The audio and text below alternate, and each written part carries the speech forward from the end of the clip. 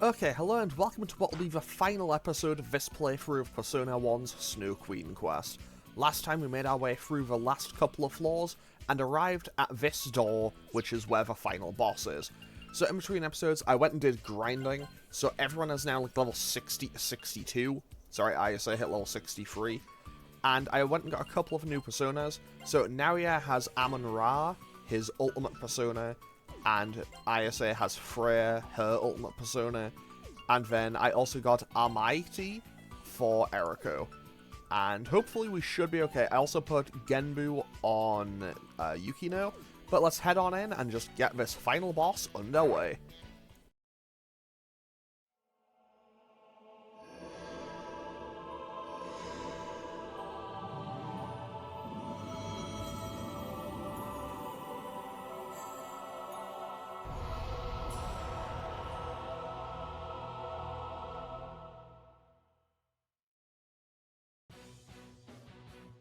I've been waiting for you. No more school, ever. Let's see what you can do. I don't know how I tripped over that, like, if that was a simple sentence. Okay, so, what I want to do turn 1 is, I'm actually going to have Naoya kind of sit back turn 1. I'm going to set up Makakaja turn 1. Ayase, actually no, I'll have Naoya just go for Agidine turn 1. However, he does have Hieroglyphane, which honestly will trivialize this entire fight. Because honestly, I could just spam that and that would win this fight for me just without any real thought. Because honestly, the way Hieroglyphane works is it doesn't do much against regular enemies, but against bosses, it is just disgustingly broken. I don't know exactly how it works, but it just is super effective on every single boss in the game as far as I'm aware. So, the way this boss fight works is it has 3 different sets of affinities, and the way you can determine which one it's on is by which mask is facing you. So, as you can currently see, the yellow mask is facing us with the red eyes. That means they are currently weak to magic and gun damage. Also, I'm just gonna go for Hieroglyphane just because I can. When the green mask is facing us, it's like everything will be neutral, and when the center mask is lit, like it is right now, they'll be resistant to magic, but they will be weak to physical attacks. And each mask has its own different types of moves. So I think one does buffs, one does debuffs, and one does attacks. And honestly, I don't know what causes it to change. I don't know if it's random. However, that is how you can tell Hieroglyphane is kind of busted, because we just did what, 1200 damage there, and this is the final boss. So let's have everyone just do right. Actually, no. I can have Ayase use. Wait, what did I have on Yukino? I had Genbu. Okay, I'll have Yukino just do a regular attack. I'll use Destruction Smash with Ayase. Then, I've set up Rakukaja, so I should be okay to switch to Almighty. And then Hidehiko can do a regular hit, and I think I should be okay here. Everyone honestly tanks that pretty comfortably. However, they've now gone over to being weak to magic, but resisting physical attacks. Fortunately for me, Hieroglyphane will still be effective regardless, because this is a boss fight. And also, across the last 2 turns, Naoya has done about a quarter of this thing's health, I think. I might be wrong on that, but I'm pretty sure that's how it works. I don't know exactly the numbers for it, but I know it just does a stupid amount of damage. Okay, so now... Oh, also, I have Madhyarahan. I probably don't need it, like, at all, but I have it, so realistically, I should probably put Phaleg on. Symphony of Lament will just inflict the guilt status effect on people, so Naoya can't summon his persona for a couple of turns, so I guess they are now currently safe from Hieroglyphane. However, unfortunately for this final boss, I have workarounds for this, because I may not be able to summon my personas, but I can just throw items at them. Because the game does not account for this, because technically they are items as opposed to actual, persona moves. Also, I should note, just to see if I could do this, I'll have it linked in the description. I recorded an attempt of seeing what would happen if I had tried this boss fight just from, like, directly where I ended off the previous episode. So I'll have that linked in the description if you want to see how that went. I didn't put any commentary for it because I was kind of just, you know, playing. Like, I kind of just played it out and see how it would go. Oh, so there's no commentary on it, but yeah, I'll just have that linked in the description if you are interested in seeing how that attempt went. Also, because the center mask is lit up, and now they're weak to magic, and they just bamboozled themselves into taking 1200 damage. Great job there. Now, honestly, I might as well just keep throwing Freydine stones. Honestly, no, I'll go for my Magnadine here. Then Eriko can throw a Garudine stone, and Hidehiko can go for a regular attack. To be honest, I thought they would have switched over. To be honest, I don't know what causes this boss to switch over.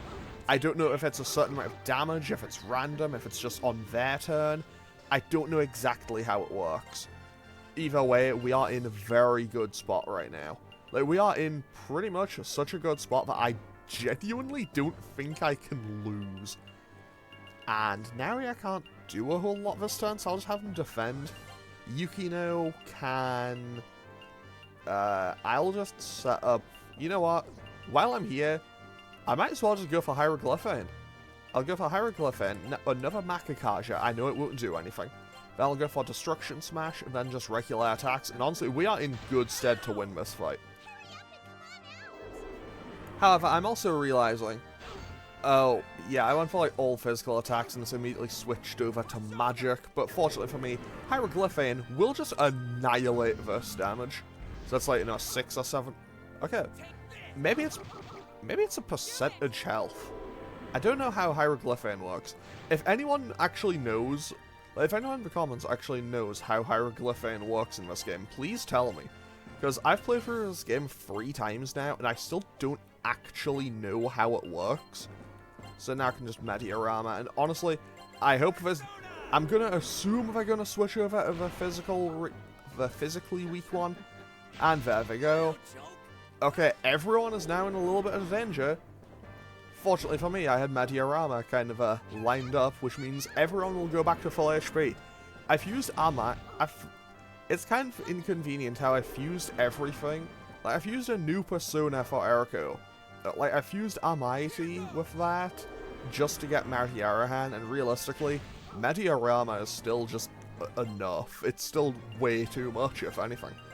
Honestly, Yukino is kind of the least important person here currently, so I'll just revive Hidehiko, Ayase can do a regular hit, and Eriko can Mediarama again, just to get that last little bit of health up.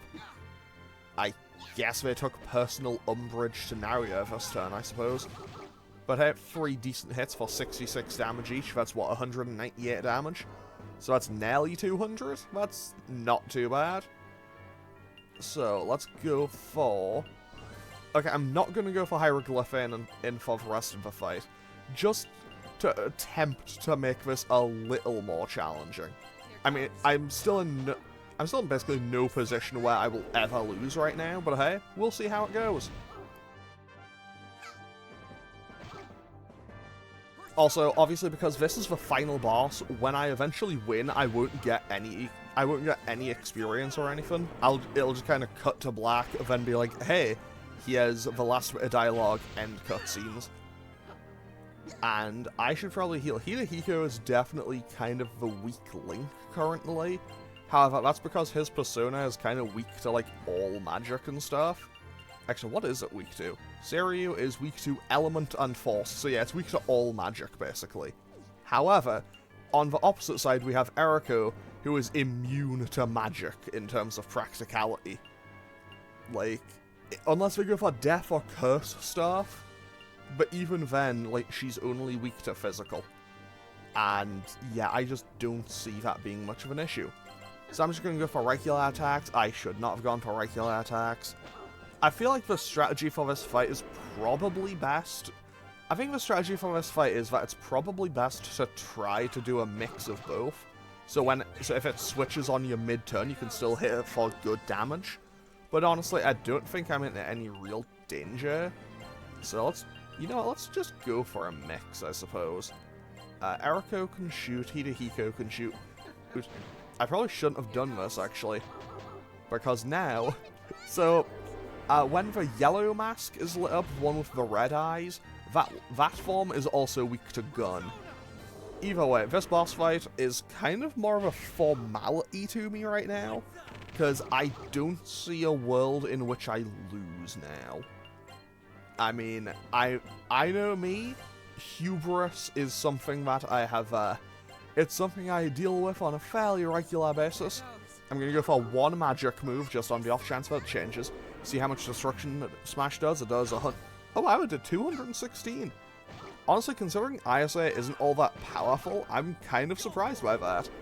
Mabufudain will do like 50 probably, 42. Mazandain, we all live that, but that did actually do a decent amount of damage. Okay, now because the green mask is facing front and center, this means that everything will be neutral. Which I think is, which I am totally okay with. So, no, I cancelled out to ISS turn. Now we can just go cast Mediarama. Then, you know, let's go for a Z. You know what? Yeah, let's go for Earthly Vortex. Why not? Okay, that was 191. Mabufudain wipes out. Okay, wipes out Hidehiko, but that's fine. Eriko will patch up everyone. Yukino or Ayase can revive Hidehiko, and then I think we're good to go. Because the free status effect should go away next turn. So, pretty much what I can do is, I'll just use a regular revival bead on Hidehiko, and then I'll Mediarama just so I can kind of feel like I got at least a bit of value out of it. And now everyone should be back to full health or near enough. And now everything is back to default. So let's go for gun damage, attack damage, magic damage, regular damage, gun damage. This way I'm guaranteed at least one big hit. Although, yeah, I should probably switch Hidehiko over to one of his other personas, because honestly, he's kind of just getting beaten up every single time he attacks. Like, every single time the boss does an actual attack, he's kind of just getting hit and taking a lot of damage. But hey, if nothing else, it gives that. If nothing else, it does give Eriko something to do in this fight. But I think I am going to switch him over to Morrigan just for the rest of this. Just because, honestly, reviving him, having to revive him constantly is maybe a little on the inconvenient side. But either way, I think we are in pretty much a position where I genuinely don't think I can lose. Even if I hadn't, like, obviously I came in massively over-prepared. Because, yeah, I did buy 99 bombs of life coming into this dungeon. But to be totally honest, I didn't, like, I knew that was coming in massively over-prepared, but I didn't think I would get through everything kind of this easily regardless. Like, honestly, I thought I would have to use a few more, to be totally honest. But either way, we aren't in any real bad situation. And that doesn't quite finish it off. I say that, I don't think... I know that I think a couple of bosses in this game. Or maybe it's in 2. I know that it's either this game or 2. I know it's in 2, it might not be in this one. On where bosses actually have a kind of tell that, like, oh, they're on low health. Either way, we are in we are in a great spot. That's going to do next to nothing, and they still kill Hidehiko in 1. I did all of that, said Hidehiko would be fine after switching him, and then they just kind of obliterated him again. I mean, hey, if nothing else, it's kind of funny. Okay, let's just use a Balm of Life on him. Eriko can heal up everyone else. Yeah, basically, I don't really feel any danger coming from this fight anymore. Admittedly, the first time I did this, I thought it was going to be super difficult. But hey, we do have a second, like, final boss at the end of the Sebek route. So maybe that one will, give us just a little bit more of a challenge, but who knows?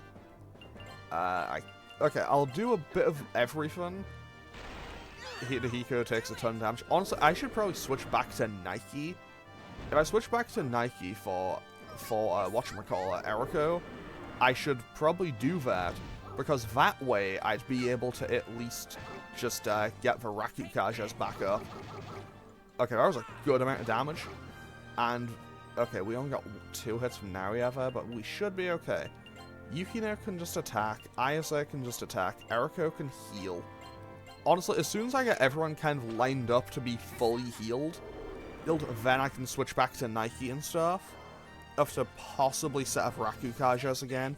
I don't know if they've worn off or what. Or maybe it's just worn off on Hidehiko because he got knocked out. Maziodyne, we should be okay. Okay, Naria is weak to electricity. Good to know. Not like it's going to make much difference, but hey, it is good to know that he is indeed weak to electricity. Although, to be fair, I imagine most people and things are probably weak to electricity. Dasanga just means I can't change personas, and honestly, Ayase... Like, with Ayase, I had no intention of changing persona regardless, she's sticking with Freight at the end. However, if I knew when they were going to switch over to their magic weak, the one that's weak to magic, honestly, going for Varuna might be a better choice, because Varuna has way higher magic attack.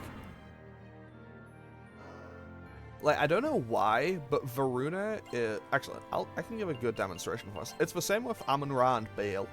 So, I have 187 and 162 on Amon-Ra. And then on Bale, I have 147 and 239. Honestly, Bright Judgment would still probably be busted as well. But either way, I'm not too concerned. And also I have 4 with... Actually, 4 for Yukino might be the play. Actually, I also have another Makakaja, because I don't know if that wears off. But yeah. Oh, yeah, we're right. Ayase got hit with Dasanga, so she can't switch currently. However, I'll switch Eriko over to Almighty, so when she actually does some damage, it's going to be a bit more noticeable, I think. Honestly, it's been a little while since they went to the magic... Yeah, it's been a while since they went to the magic weak mask. Maybe I should focus primarily on just using physical attacks for a couple of turns, and then maybe that'll kind of, like, lock them in, and they'll go, hey, they haven't been using magic lately. Maybe that's the play. Okay, decent damage out of Burning Spear there. Let's go for regular attacks. Ayase can do a regular attack as well. Eriko can cast Mediarahan. Honestly, let's just go fully with that. Okay, this is... Okay, they suddenly went... Of course, they suddenly went to the magic mask. As soon as I said, yeah, they won't do that. Okay, so... I want everyone on their feet by the time we finish off this boss fight. Because, honestly... And I feel like anything but a total victory is... If anything but a total victory might as well be a loss, as far as I'm concerned. Especially for a final boss fight. I mean, I say that, I definitely should not be approaching the game this way. But hey, let's go with it. And of course, they immediately switch back to the one that's weak to magic. So, this isn't exactly ideal for me, but honestly, I can't imagine this boss has much health left. Because we've been fighting this thing for like 15-20 minutes now. So I imagine we're probably pretty close to the end of its health bar. Okay, let's actually just start throwing some more stones at it, I guess. Let's go for a Greedine Stone. Ayase can go for Magnadine again. Eriko can go for Gokuraku Fall. And Hidehiko can go for Garudine. And this might be it. This may be enough to finish them off. 648. They boost themselves up with double Rakukaja. Greedine 470. Gokuraku Fall hits 4. 268. And an Agidine. Is this enough to kill? I don't know how much health they have left. It is enough to kill. With that, we win. Fantastic. I failed against these youths? How distressing. But heed my words. Eternal night will fall again, so long as people seek to turn hope to despair. And with that, the final boss is defeated. No. How could this happen? This is my world. As I thought, improvising didn't suffice, and we must take matters into our own hands. Your name was Todo, yes? I have a feeling we'll see each other again.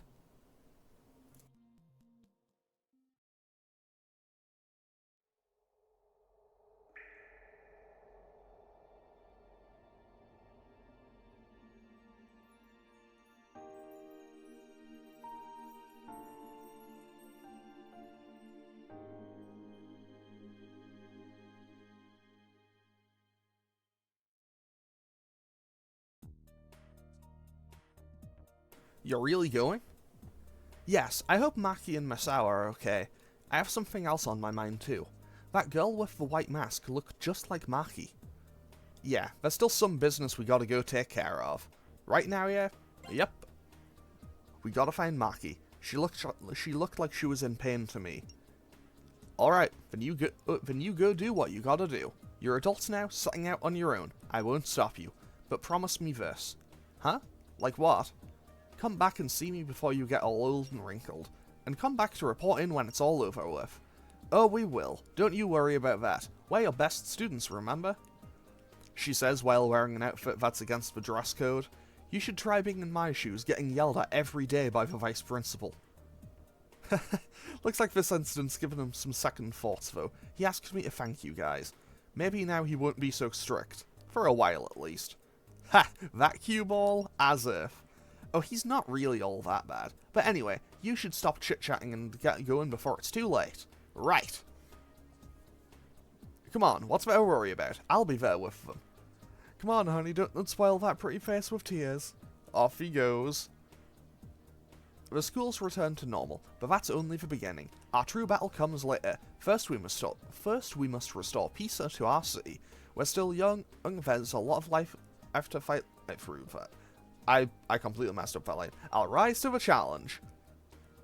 You know, up to now I've just been doing whatever I feel like. But when I see Yukino and the others try so hard, I feel like I can do way better. I don't know how exactly, but that can wait until after we save the town. Catch you later, Miss Psycho. Once the town's back to normal, I'm going to hit the books. Just you watch. I'll be just as awesome a teacher as you, Miss Psycho. I'll see you later, yeah? And of course, Naria doesn't say anything. Thanks for everything, Naria. Looks like they all have ideas about their future. How about you? Do you have a future in mind? I don't think Naria ever has one really mentioned, so I'm gonna say no. I see. Well, you're still young, no need to rush. Anyway, look after them for me, okay? Because Naria is the party leader, of course. Because he's the real protagonist here. Whew. Now then.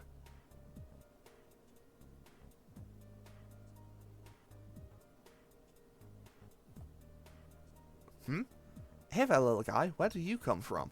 Are you here to wish from luck too? And now, off we go. The Castle of Ice returned to its familiar form of St. Hermelin High thanks to the students' courage. With the mask's curse dispelled, one of the school's enigmas came to a close.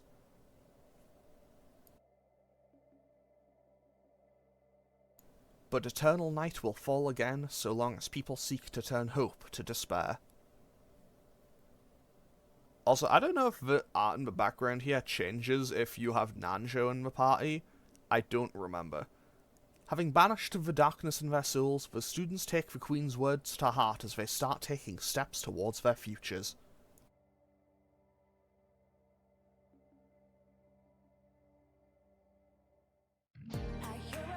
And with that, we have now finished the Snow Queen quest. So when I get to the end of the Sebek route, I'll do my thoughts on the entire game as a whole. But for now, I'll just go through my thoughts on the Snow Queen quest, and as much as it's a little bit obtuse on how to start it, I really like the Snow Queen quest. I think it's really unique. It's completely missable. If you're playing the PS1 version, it's like implied that it's there, but it just doesn't exist. Like, if you're playing the localized PS1 version, you can see the ice castle, but, like, it is not a playable section. So when you come back from the hospital, Yukino is just gone, and Yukino isn't playable in the Sebek route either, so I guess in the North American version of the game, she basically doesn't exist until Persona 2. Because, I guess, minor spoiler alert, we will be seeing Yukino again in Persona 2 Innocent Sin. But, like, and I like the idea of the gimmicks of each tower. Like, the Hypnos Tower is a good way to kind of, like, ease you in. It doesn't have a specific gimmick to it. But, like, you know, you can go into the dream world and wake everyone else up. The Nemesis Tower rewarding you for going quickly and kind of punishing you for taking longer by making the boss stronger the longer you spend in the tower. And kind of just letting their rage build. I think that's a great little detail. And then I'm kind of in two minds about the Thanatos Tower. I love the concept of the Thanatos Tower. One where it's like, okay, you got knocked out, you lose your persona. I think that's a really cool concept. But at the same time, having to walk up and down the tower a few times does get a bit inconvenient and annoying sometimes. But I love the concept of it. And, well, you know, Tartarus and Thanatos and other things like that. Yeah, we'll be seeing those in Persona again at some point. But yeah, so overall, I do kind of wish, like, when...